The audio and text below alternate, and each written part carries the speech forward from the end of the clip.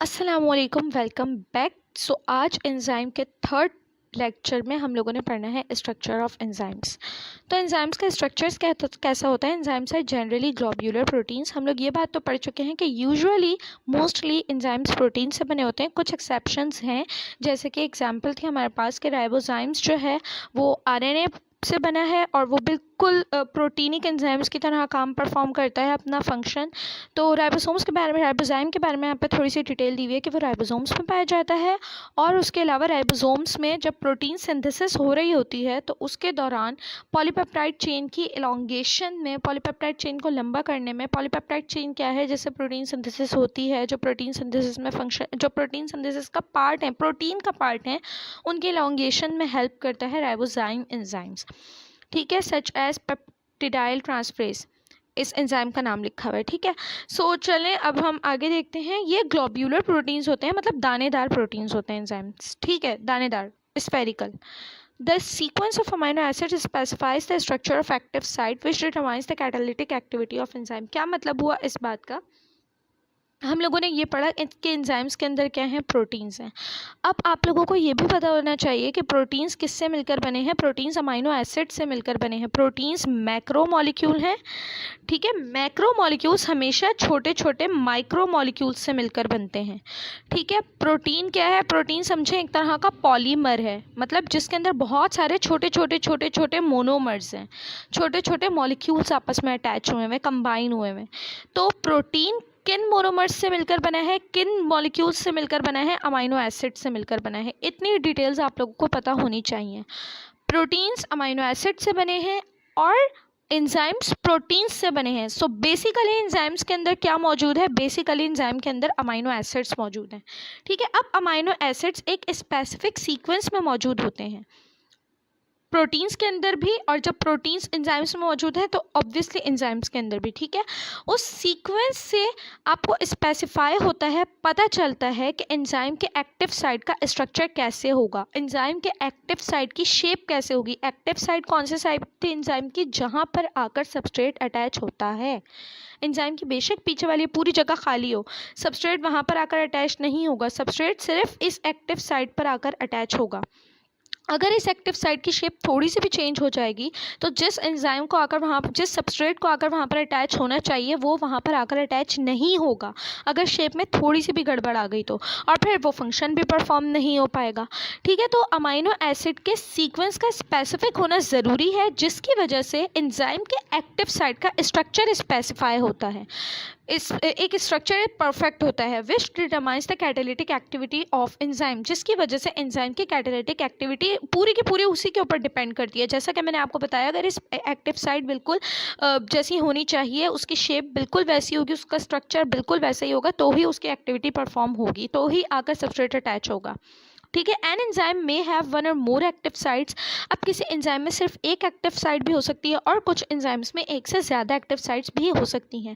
Active site of enzymes consist of two parts. Active site के दो parts होते हैं, एक बाइंडिंग साइट और एक कैटालाइटिक साइट। सो बाइंडिंग साइट क्या है? जहाँ पर आपने देखा अभी पिछली वाली एग्जाम्पल में, जहाँ पर आकर सबस्ट्रेट अटैच हुआ वही उसकी बाइंडिंग साइट थी। ठीक है, वो तो हमें नज़र भी आ रहा है और कॉमन सेंस भी है कि यहाँ पर आकर सबस्ट्रेट अटैच हो रहा है, बाइंड हो रहा है, तो ये है उसकी बाइंडिंग साइट। बाकी कैटालाइटिक साइट कौन सी है? Where catalysis of substrate takes place. अब एंजाइम की जो वो साइट जहाँ पर वो सबस्ट्रेट आकर अटैच तो हो गया था बाइंडिंग साइट पर, अब उस सबस्ट्रेट की कैटालिसिस जहाँ पर हो रही है, उस सबस्ट्रेट के साथ फंक्शन जहाँ पर परफॉर्म हो रहा है, वो कहलाती है उसकी catalytic site. The catalytic site is very small portion comprises of 2 to 12 amino acids.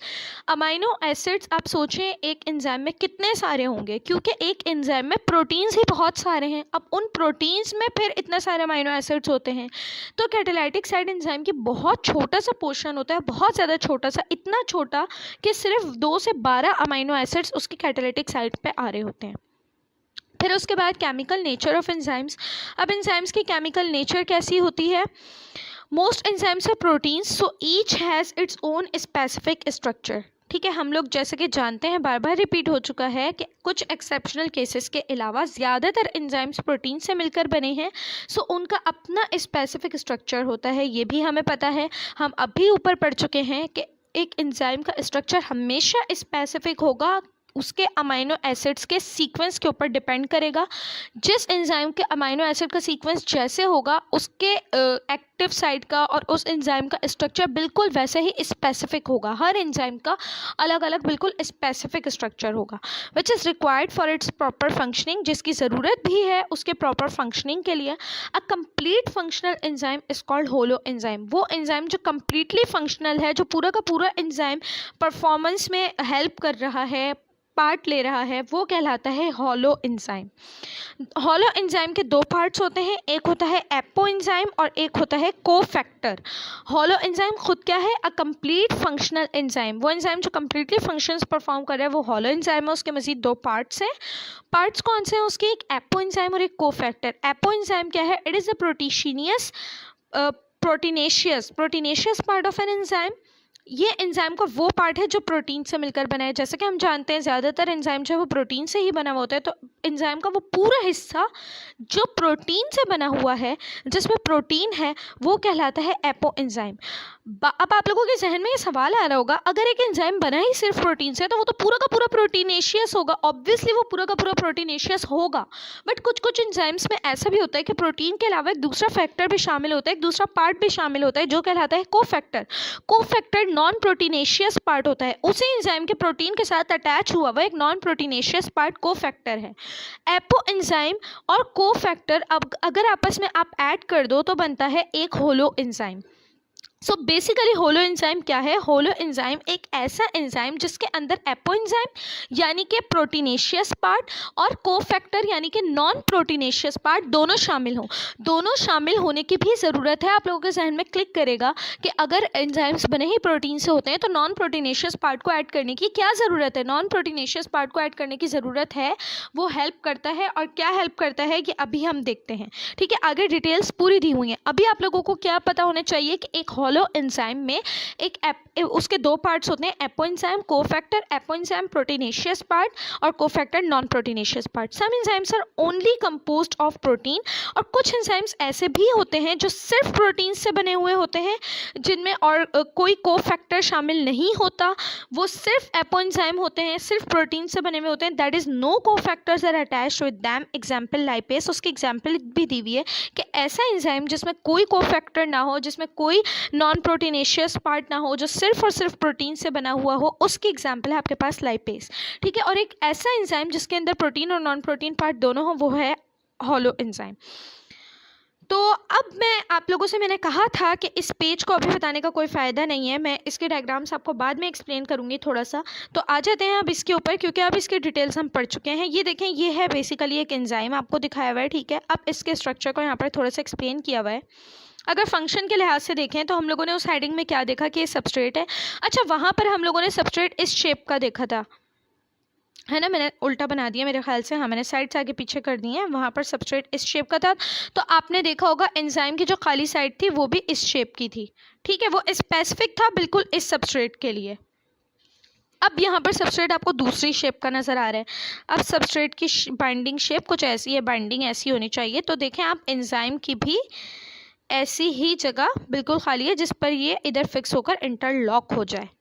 ठीक है, तो बताने का मकसद, अगेन रिपीट करने का मकसद सिर्फ ये है कि स्पेसिफिक सबस्ट्रेट की शेप जैसी होगी एंजाइम की, वो एंजाइम जो उस स्पेसिफिक सबस्ट्रेट के साथ फंक्शन परफॉर्म करेगा उसकी एक्टिव साइट की शेप भी वैसी ही होगी, उसी के हिसाब से होगी। सो इधर भी सबस्ट्रेट स्मॉल इन साइज़ है, एंजाइम लार्ज इन साइज़ है, एक्टिव साइट ये रही। इधर आकर ये सबस्ट्रेट कंबाइन हो गया, फिर उसके बाद ये क्या कहलाया? एंजाइम सबस्ट्रेट कॉम्प्लेक्स कहलाया। अगर ये अब सबस्ट्रेट डिवाइड हो जाएगा और ये प्रोडक्ट में कन्वर्ट हो जाएगा, तो फिर वो प्रोडक्ट जब अलहदा होगी उससे पहले वो कहलाएगा एंजाइम प्रोडक्ट कॉम्प्लेक्स। ठीक है, ये सारी डिटेल्स हम लोगों ने पढ़ी। फिर इधर आ जाओ, हमारे पास ये क्या चीज़ है? ये एक देखा जाए तो ये एक आपको मेंशन्ड है कि ये एक हॉलो एंजाइम है। ठीक है, हॉलो एंजाइम है यानी कि इसके अंदर एपो एंजाइम और कोफैक्टर दोनों होंगे। सो इस हॉलो एंजाइम को एपो एंजाइम ये रहा, यानी कि प्रोटीन पार्ट। ठीक है, प्रोटीन पार्ट एपो एंजाइम होता है। फिर उसके बाद आप यहाँ पर देखो, ये है आप लोगों का कोफैक्टर। ये जो थोड़ा सा डार्क साइज़ का या लाइट साइज़ का, लाइट क्या कहते हैं, कलर का, जो भी आप लोग समझ लो, अगर ये वाला कलर आप गौर से देखो और ये वाला कलर देखो तो चेंज है। जो नीचे वाला पार्ट है प्रोटीनेशियस है, सो वो एपो एंजाइम कहला रहा है, और ये ऊपर वाला पार्ट जो जिसका कलर थोड़ा सा डिफरेंट है, ये नॉन प्रोटीनेशियस है, सो ये को फैक्टर कहला रहा है। ठीक है, ये कैटालाइटिक साइट है। कैटालाइटिक साइट हम लोग, और ये सबस्ट्रेट है जो यहाँ पर आकर अटैच हुआ है। और कैटालाइटिक साइट हम लोगों ने पढ़ा था, एक होती है एक्टिव साइट जहाँ पर आकर एंजाइम बाइंड होता है, और एक होती है कैटालाइटिक साइट जहाँ पर उस एंजाइम के ऊपर फंक्शंस परफॉर्म होते हैं। सो ये दो डिफरेंट चीज़ें हैं। बाकी एक हॉलो एंजाइम का आपने यहाँ पर स्ट्रक्चर देख लिया है। हॉलो एंजाइम के अंदर एक एपो एंजाइम होगा, एक कोफैक्टर होगा। बाकी आपने एक्टिव साइट, कैटालाइटिक साइट सब कुछ देख लिया। तो अब इस पेज की जो डायग्राम्स थी वो आप लोगों को क्लैरिफाई हो गई हैं। फिर उसके बाद यहाँ पर देखते हैं फिजिकल नेचर ऑफ एंजाइम। इस एंजाइम की, किसी भी एंजाइम की फिजिकल नेचर क्या होती है? Enzymes have relatively higher molecular weight. Enzymes का मॉलिक्यूलर वेट हाई होता है। Obviously enzymes large in size भी है, उसका मॉलिक्यूलर वेट हाई होता है। Example, the molecular weight of peroxidase. मैंने आपको क्या बताया था? जिसके भी एंड में ए ऐसी आता है, ए से आता है, तो आप समझ जाओ कि वो एंजाइम है, लाजमी एंजाइम है। सो पेरोक्सीडेज इज अ एंजाइम। एक एंजाइम का यहाँ पर नाम लिया गया है, एग्जाम्पल दी गई है कि पेरोक्सीडेज एंजाइम का मॉलिक्यूलर वेट कितना होता है? 40,000 डेल्टन्स। 40,000 डेल्टन्स, यानी कि अगर मैं 40,000 को अगर मैं कन्वर्ट करूँ तो 1000 की जगह पर मैं किलो भी लगा सकती हूँ, क्योंकि kilo is equals to 1 kilogram is equals to 1000 gram. सो मैं इस 1000 को रिप्लेस करके यहाँ पर सिंपली किलो का वर्ड भी यूज़ कर सकती हूँ। ठीक है, प्रीफिक्सेस हैं जो आप लोगों ने फिजिक्स में पढ़े होंगे ऑब्वियसली। सो इधर एंजाइम्स का वेट जो है वो उसका यूनिट किस में मेजर करते हैं? हम इसको डेल्टन्स में मेजर करते हैं, और ये 40,000 डेल्टन्स होता है पेरोक्सीडेज एंजाइम का वेट। सो इसे 40,000 डेल्टन्स को कन्वर्ट कर दिया गया है 40 किलो डेल्टन्स। ठीक है, फिर उसके बाद एक और एंजाइम का वेट यहाँ पर दिया है कैटालेस। कैटालेस का वेट है 250 किलो डेल्टन, यानी कि अगर मैं इसे देखूँ तो 250,000 डेल्टन्स, इतना ज़्यादा वेट है एंजाइम्स का। ठीक है, approximately enzymes due to proteinaceous nature में denature at high temperature. Enzymes क्योंकि प्रोटीन इन नेचर है, एंजाइम्स प्रोटीन से मिलकर बने हैं। कुछ एंजाइम्स ऐसे हैं जिनमें नॉन प्रोटीन पार्ट ना हो, जिनमें को फैक्टर ना हो, लेकिन एंजाइम्स ऐसे नहीं हो सकते कुछ स्पेसिफिक एंजाइम्स के अलावा, कुछ एक्सेप्शनल केसेस के अलावा, फॉर एग्जांपल राइबोजाइम्स के अलावा। बाकी जो मोस्टली जो एंजाइम्स है वो ऐसे नहीं हो सकते कि उनमें प्रोटीन ना हो। एक पल के लिए उनमें को फैक्टर ना हो माना जा सकता है, लेकिन उनमें प्रोटीन एपो एंजाइम ना हो ये नहीं माना जा सकता। Enzymes basically proteinaceous in nature होते हैं, तो अगर प्रोटीन्स को आप हाई टेम्परेचर पर रख दो तो वो डी नेचर हो जाते हैं। डीनेचर हो जाते हैं, उनकी पूरी की पूरी फंक्शनिंग डिस्टर्ब हो जाती है। तो यही वाली एग्जांपल जो मैंने आपको इंट्रो पार्ट में भी दी थी कि अगर किसी को फीवर हो जाए, उसकी बॉडी का टेम्परेचर एलिवेट कर जाए, बॉडी का टेम्परेचर इंक्रीज़ हो जाए, तो उसका जो एंजाइम्स होंगे वो डीनेचर हो जाएंगे, एंजाइम्स की फंक्शनिंग नहीं होगी, जिसकी वजह से उसे कमज़ोरी और दूसरी बहुत सारी प्रॉब्लम्स भी फेस करनी पड़ती हैं। तो एंजाइम्स के डीनेचर होने का रीज़न क्या है कि एंजाइम्स प्रोटीन्स से बने हुए हैं, और हाई टेम्परेचर पर प्रोटीन्स डीनेचर हो जाते हैं, प्रोटीन्स में चेंजेस आ जाती हैं। सो जब प्रोटीन्स डीनेचर हो जाएंगे तो ऑब्वियसली एंजाइम भी डीनेचर हो जाएगा। The enzymes form colloidal suspension in the cytosol, therefore at low temperature there activity में डिक्रीज और स्टॉप। सस्पेंशन क्या होता है? सस्पेंशन आप लोग जैसे जिसमें लिक्विड पार्ट को और सॉलिड पार्ट को जैसे थोड़ा सा, जैसे प्रेसिपिटेट्स का भी अगर आप लोगों ने देखे हो, फॉर एग्जाम्पल अगर दूध फट जाता है तो उसके अंदर पानी वाला पार्ट थोड़ा सा लिक्विड अलग हो जाता है, और वो दूध वो थोड़ा दही टाइप अलग हो जाता है। तो और उसके अलावा अगर आप लोगों ने केमिस्ट्री में प्रैक्टिकल्स परफॉर्म किए हो तो प्रेसिपिटेट्स दानेदार चीज़ बन जाती है। सो ये सस्पेंशन बना लेता है बेसिकली, जिसके अंदर थोड़ा सा लिक्विड अलग हो जाता है, थोड़ा सा सॉलिड अलग हो जाता है। जैसे कोलॉइडल सस्पेंशन ये बना लेता है साइटोसोल में।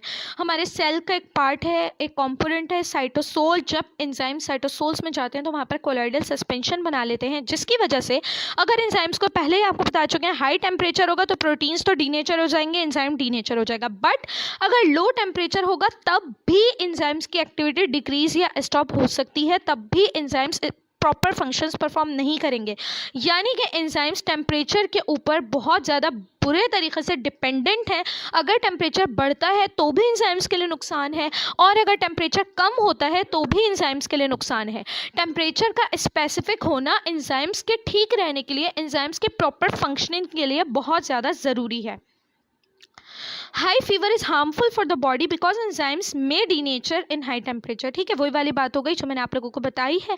बाकी है यहाँ पर एपो एंजाइम, उसकी थोड़ी सी डिटेलिंग आपको दी हुई है जो अभी हम पीछे से पढ़ के आ रहे हैं। एपो एंजाइम जो एक प्योर प्रोटीनेशियस पार्ट है, फिर उसके बाद कोफैक्टर जो नॉन प्रोटीनेशियस पार्ट है। जब एपो एंजाइम और कोफैक्टर यहाँ पर जुड़ गए तो ये बन गए हॉलो एंजाइम। ठीक है, और इसका फिजिकल नेचर हम यहाँ पर पढ़ चुके हैं। नेक्स्ट जो पार्ट है वो हम लोग पढ़ते हैं नेक्स्ट लेक्चर में इंशाल्लाह।